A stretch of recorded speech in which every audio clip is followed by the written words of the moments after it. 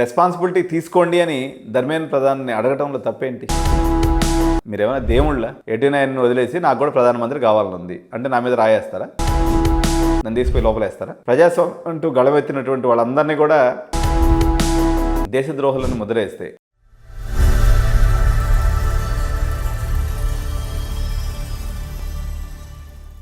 Hi అండి, అందరికీ నమస్కారం. నేను మీ వేణుగోపాల్ రెడ్డి ఫ్రమ్ జోష్ ఇన్నోవేషన్స్ ప్రైవేట్ లిమిటెడ్, జోష్ institute of foreign languages, ఇడియన్ career guidance సంయుక్తంగా విద్యార్థుల కోసం ఉన్నటువంటి అనేక వీడియోస్ రూపొందిస్తున్నాం. చాలా బిజీగా ఉన్నాం. Admission season, second phase results వచ్చింది, చాలా ఉన్నాం. కానీ పాత మూలాలు, నేను ఒకప్పుడు విద్యార్థి నాయకుడిని. ఢిల్లీలో జరుగుతున్నటువంటి పరిణామాలు ఇంత బిజీలో కూడా వాటిని విద్యార్థులను పక్కన పెట్టి ఈ దేశాన్ని చూడలేం. అలాంటి దేశ యువత విద్యార్థులు ఒక కాజ్ కోసము ఢిల్లీ జంతర్ మంతర్లో ఒక పెద్ద యుద్ధాన్ని చేస్తున్నారు. ఈ యుద్ధానికి సంబంధించి కొన్ని వార్తలను చూసినప్పుడు చాలా బాధేస్తుంది. కొన్ని విషయాలు నేను చెప్పాలి అనుకుంటున్నాను అన్నమాట. ఇక్కడ ఏదైనా ఒక విద్యార్థి ఉద్యమం జరిగినప్పుడు, అంటే ఈరోజు అభిజిత్ దీప్కే కానీ లేకపోతే సిజేపీలో ఉన్నటువంటి సిజేపీ కాక్రోచ్ జనతా పార్టీలో ఉన్నటువంటి అనేక మంది వ్యక్తులు కానీ చేసేటప్పుడు, నిన్న మనం మాట్లాడుకున్నాం, రాహుల్ గాంధీ సఫ్దర్గంజ్ హాస్పిటల్లో ఉన్నటువంటి సిజేపీ కార్యకర్తలను ప్రొటెస్ట్ చేస్తూ హాస్పిటల్లో ఉన్న వాళ్ళని పరామర్శిస్తూ తర్వాత పోయేసి ఆయన మెరుపు ధర్నాకు దిగాడు. దాని తర్వాత జితేంద్ర సింగ్ వచ్చి ఆయనతో మాట్లాడటం, తర్వాత ఆయన అరెస్ట్ చేయటం. ఈ రోజు కూడా రాహుల్ గాంధీ ఒక ప్రజెంటేషన్ ఇస్తూ ఖచ్చితంగా ధర్మేంద్ర ప్రధాన్ రాజీనామా చేయాలి, అదేవిధంగా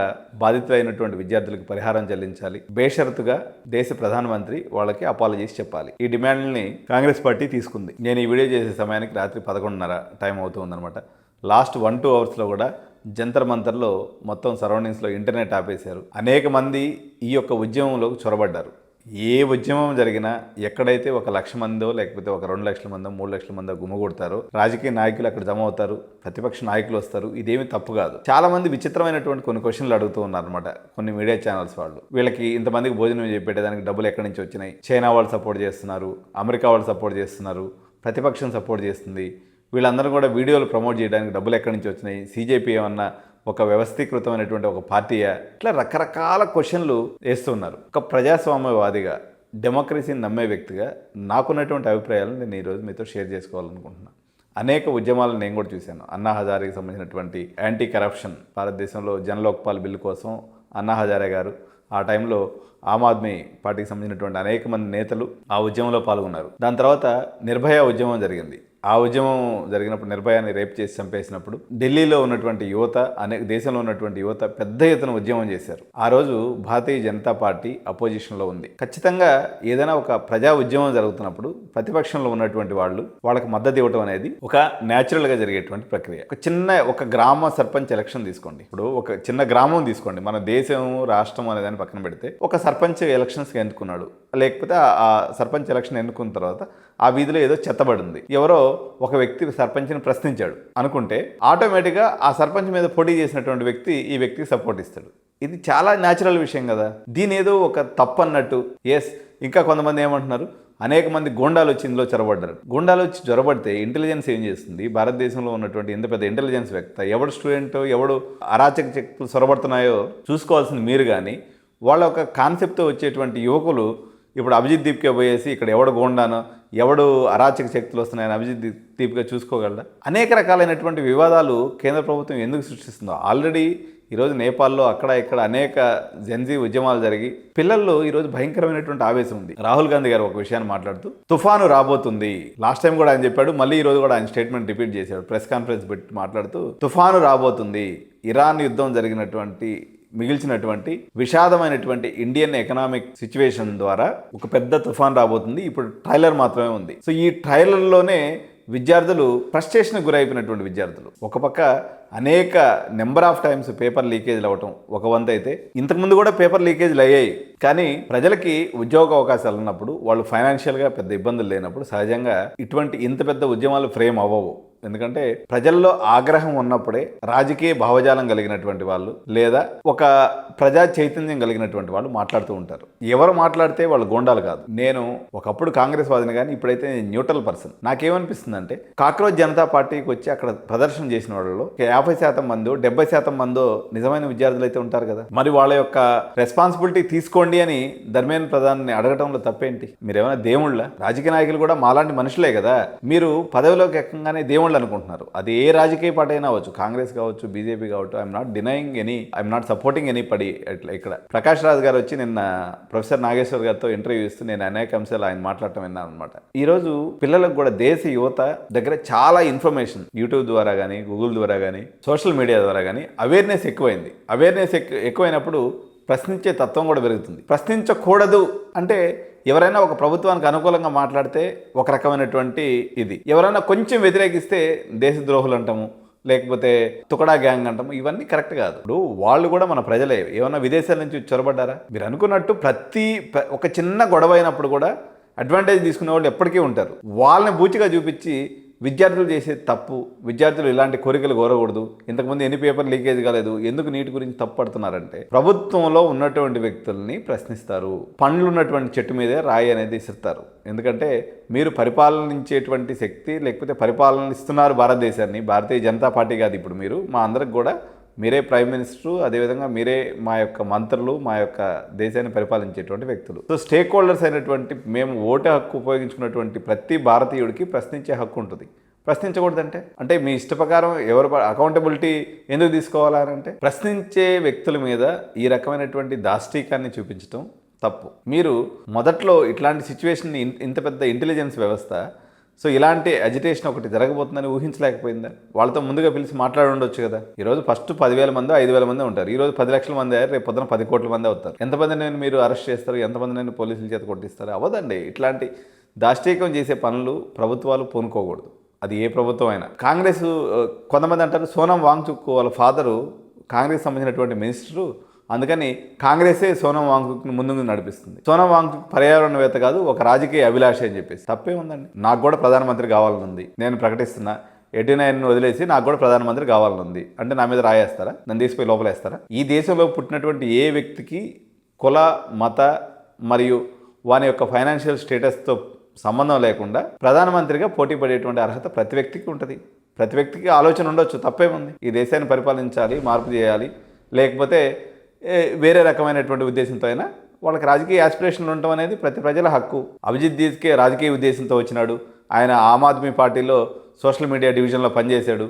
ఆయనకి వేరే ఉద్దేశం ఉంది, ఎందుకు ఉండకూడదు? అంటే మీరే ఎలకాలం పాలించాలా? ఇంకోళ్ళకి అవకాశం తీసుకోవాలని అనుకోవటం తప్ప. ఇప్పుడు నేను వీడియోస్ చేస్తున్నాను, వేణుగోపాల్ రెడ్డికి వేరే సెకండ్ ఒపీనియన్ కూడా ఉంది, ఈయనకి రేపు పొద్దున ఎమ్మెల్యేగా పోటీ అంటే ఉండకూడదా? మేము ఎమ్మెల్యేగా పోటీ చేయకూడదా? అంటే మేమన్నా అంటరాని జాతి వాళ్ళమా? ఈరోజు కుల మతాలతో సంబంధం లేకుండా ప్రతి వ్యక్తికి పొలిటికల్ యాస్పిరేషన్ పెట్టుకోవడం తప్పు కాదు. అలా లేకపోవడమే తప్పు. సర్పంచ్ అవ్వచ్చు, ప్రధానమంత్రి కావచ్చు, మన ముఖ్యమంత్రి కావచ్చు, దీనికి ఏమన్నా క్వాలిఫికేషన్ ఉందా? భారతీయ సిటిజన్ అయి ఉంటే చాలు. 35 సంవత్సరాలు నిన్నటువంటి ఏ భారతీయుడైనా ఏ పదవికైనా పోటీ చేయొచ్చు. 100 కోట్లు, 200 కోట్లు, 1000 కోట్లు ఉన్నోడే పోటీ చేయాలి. ఇవంతా ఎక్కడ చేదేస్తాం? అలా ఎవరన్నా అనుకున్నట్లయితే ఇప్పుడు వాళ్ళు కాస్తూనే రావాలా? నీట్ పేపర్ లీకేజ్ అయింది, తప్పు జరిగింది కాబట్టి ప్రశ్నించడానికి వచ్చాడు. ఆ అవకాశం రాజకీయంగా వాడుకుంటారు, తప్పేంది? రాజకీయ నాయకులు మీరు ఏ చిన్న అవకాశం దొరికిన ప్రతిపక్షంలో ఏదైనా ఒక మిస్టేక్ చేస్తే, ప్రతిపక్షంలో అపోజిషన్ వాళ్ళు, పాలకపక్షం వాళ్ళు మిస్టేక్ చేస్తే పట్టుకొని ఒకరినొకరు మీరు పార్లమెంట్లో ఒకరినొకరు తిట్టుకుంటారు కదా. ఇక్కడ ప్రజలు, ప్రభుత్వం రెండు వేరు కాదు. ప్రజలే ప్రభుత్వం, ప్రభుత్వమే ప్రజలు. ఈ రెండింటిని వేరువేరుగా చూడటం. ఇప్పుడు మొన్న ఇరాన్ తర్వాత అమెరికా యుద్ధం జరిగినప్పుడు ఇరాన్ మీద యుద్ధం ఆపేయమని చెప్పేసి ట్రంప్ని దుమ్మెత్తిపోశారు. చాలామంది ఒకనాటి తిట్టలేదు. వైట్ హౌస్లో ఉన్నటువంటి ప్రెసిడెంట్ని తిడితే అందరూ పోలీసులు అందరూ మౌనంగా చూస్తున్నారు. శాంతియుత ర్యాలీలకు పర్మిషన్ ఇచ్చారు, వాళ్ళు స్లోగన్స్ ఇచ్చారు, వాళ్ళు మాట్లాడుకున్నారు, వెళ్ళిపోయారు. ఇక్కడ ప్రధానమంత్రిని అన్నా ముఖ్యమంత్రిని అన్నా 5 నిమిషాలు తీసుకుపోయి లోపలేస్తున్నారు. మరి ఇది ఎక్కడ ప్రజాస్వామ్యం? మరి మన దేశంలో ఉన్నట్టా లేనట్టా? కరెక్ట్ లేదు. ఇది ఏది కూడా సిస్టమ్ కరెక్ట్ లేదు. ఇప్పుడు జనలోక్పాల్ ఇక్కడ కరప్షన్ పోవాలని చెప్పేసి, రాజకీయ నాయకుల్లో మార్పు రావాలని చెప్పేసి వందలాది కోట్లు ఖర్చు పెట్టేసి పాలిటిక్స్ అనేది ఈరోజు రాహుల్ గాంధీ గారు అంటున్నారు మన అంబానీ అదానీని పోషించడం కోసం ప్రభుత్వం పనిచేస్తుంది. సో ఈరోజు ట్యాక్స్ డబ్బులన్నా ఎటుపోతున్నాయి. 16 లక్షల కోట్లు వాళ్ళకి రుణమాఫీ చేశారు. ఏవో జరుగుతుంటాయి. పాపం మాలాంటి వాళ్ళు, మేము ఏదో పట్టుకోటి కోసం సంపాదించుకునేటువంటి వాళ్ళు ఒక క్వశ్చన్ వేస్తే మీకేం చిల్లిపోతుంది? చేతనైతే సమాధానం చెప్పండి. మీరు చేసే వ్యాపారం మీరు చేసుకుంటున్నారు కదా. ఏదో విద్యార్థులు వచ్చారు, ఒక 5,000 మందో 10,000 మందో వచ్చారు.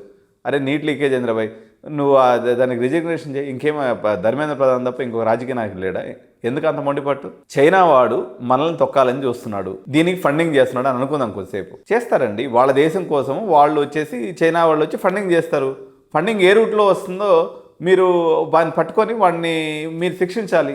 చైనాకు అమ్ముడుపోయినటువంటి వ్యక్తి ఎవడో కనుక్కొని ఆ ఫండ్ ఏ రూట్లో వస్తుందో ఫైండ్ అవుట్ చేసి శిక్షించాల్సినటువంటి బాధ్యత కేంద్ర ప్రభుత్వానికి కదా, మాదే. ఇప్పుడు ఎవరైతే కాక్రోచ్ జనతా పార్టీ అభిజిత్ దీప్కే ఎక్కడి నుంచి చైనా నుంచి ఫండ్ వస్తుందా?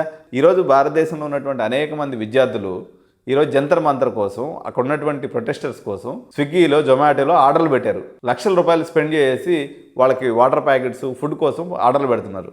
అంటే ఇది ఏదైనా స్పాన్సర్డ్ మెకానిజమా? మీరు కాంక్రీట్గా చెప్పాలి, ఇదిగో చైనా వాళ్ళు ఫలానా వ్యక్తిని పంపించి అభిజిత్ దీప్కేకో లేకపోతే సిజేపీ వర్కర్కో ఫండ్ ఇప్పించారు, ఆ ఫండ్ ఈ రకంగా రూట్ అయింది, ఎవిడెన్స్తో మాట్లాడితే ఓకే.